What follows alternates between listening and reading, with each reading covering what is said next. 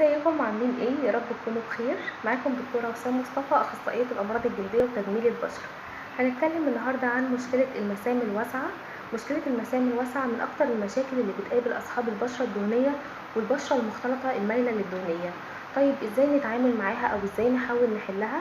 في كذا خطوة هقولك عليها. اول حاجة اننا نستخدم غسول طبي يكون فيه حمض الساليسيليك. تاني حاجة اننا نستخدم منتجات يكون فيها ريتينول او يكون فيها مشتقات فيتامين ايه عامة، بس خلي بالك انها بتكون ممنوعة مع الحمل والرضاعة. رقم 3، نستخدم واقي الشمس قبل ما نتعرض للشمس بربع ساعة ونجدده كل ساعتين، ودي خطوة مهمة جدا.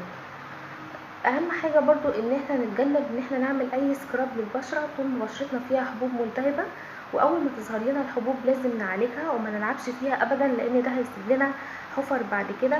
وكمان شكل الحبوب الملتهبة بيخلي المسام بتبان بشكل اوضح. نتأكد ان اي غسول او اي كريم هنجيبه يكون مكتوب عليه كلمة نون كوميدوجينيك علشان ما يطلع لناش اي حبوب بعد كده تسبب لنا اي مشاكل او اي حفر نفضل نعالج فيها.